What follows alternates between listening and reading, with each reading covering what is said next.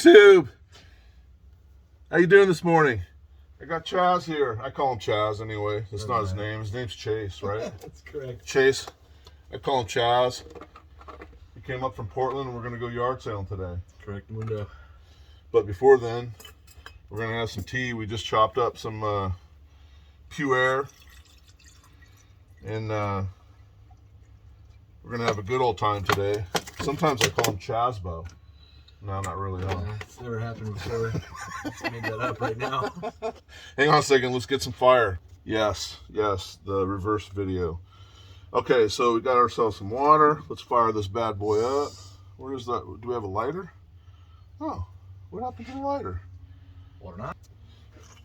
All right. Trusty little snow peak. There we go. So what have you been up to? I have an interview with you. Interview. Yeah. Boy.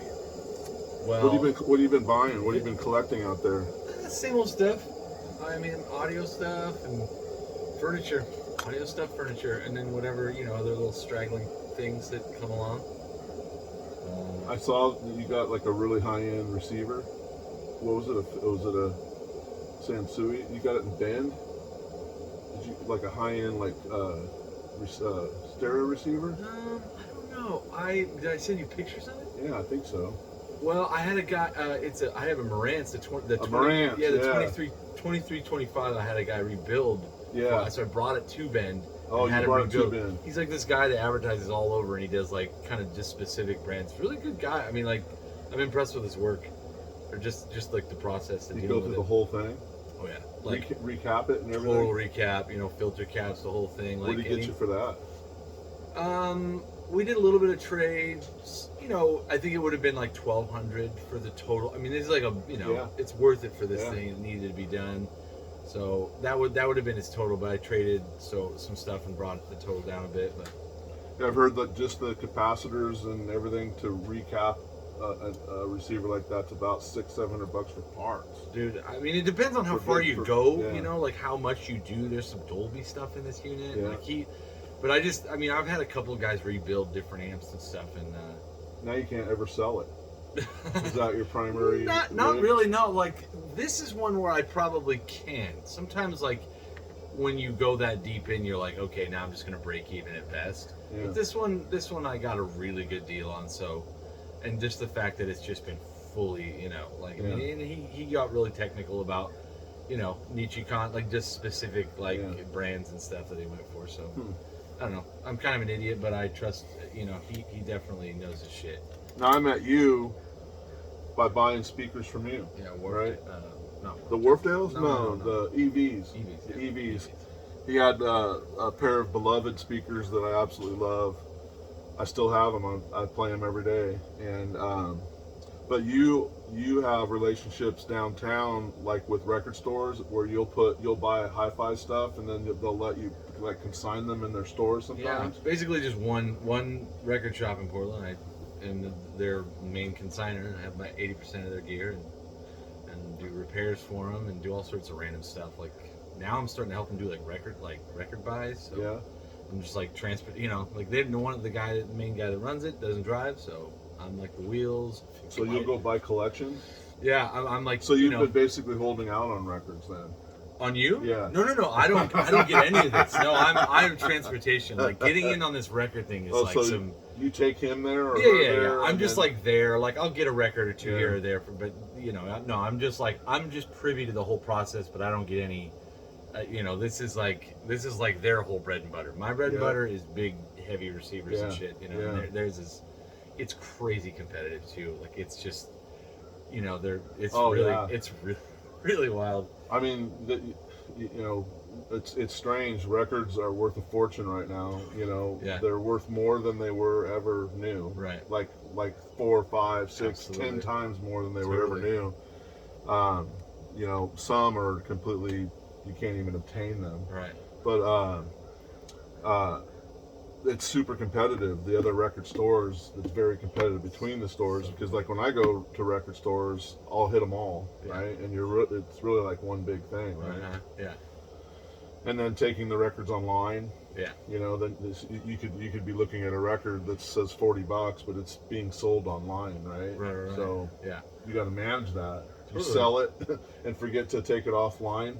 Yeah. Yikes. Well, and also just having the right hard drive in your head for like knowing what's. We went through a huge classical. I mean, about 40 crates, 40 boxes of classical, and it just looks like trash, all of it. And he'll pull out just one random one and be like, "Oh, this is the one," and then but it's like sandwiched between 60, just like just straight to Goodwill, and then this one, and like just knowing that is just a game that I'll never, I can't ever compete with.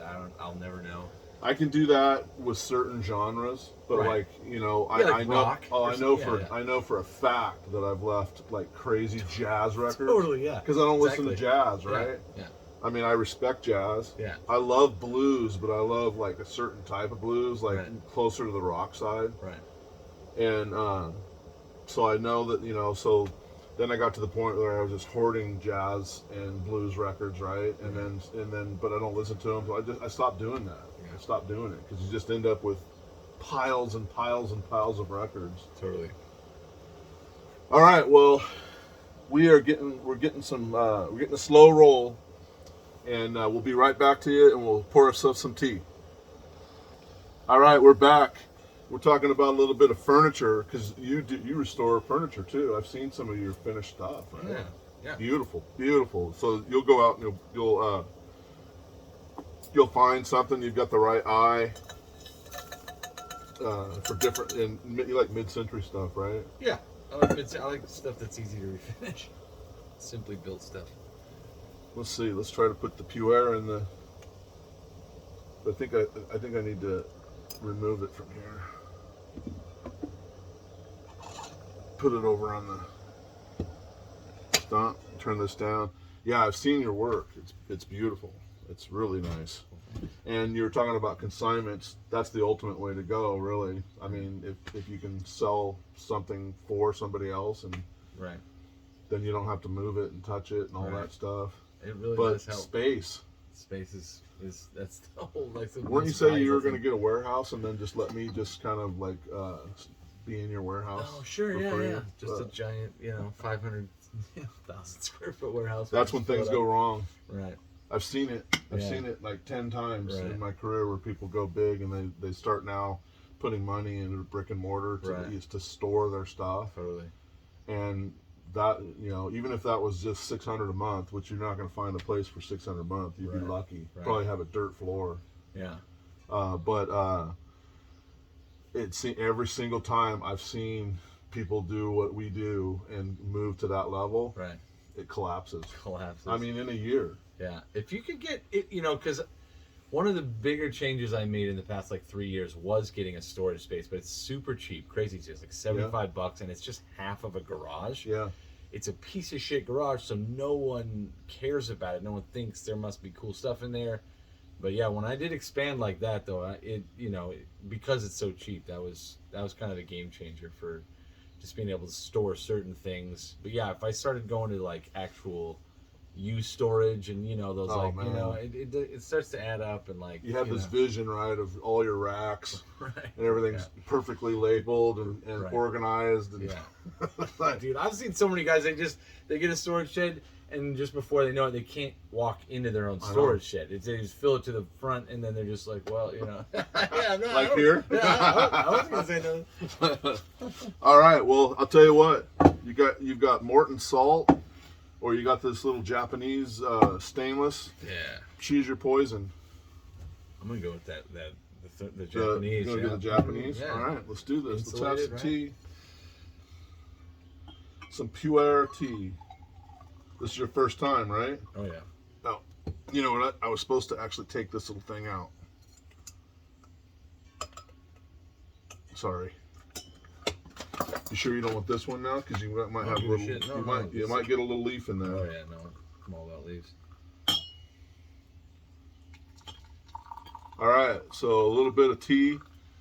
We're gonna head on out and find some stuff, and I'm sure there'll be a video later this afternoon to show all the stuff that we picked We'll up. just be fighting over stuff. I feel like we're gonna find literally like a trunk of like gold nuggets. You know what I'm saying? We'll just split it right down the middle. Like, you get those gold nuggets, I I get have a these ones. scale.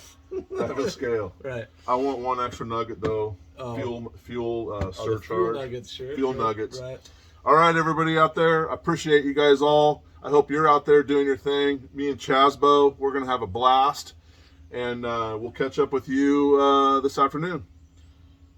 Bye. Cheers. Cheers. Let me get a tug.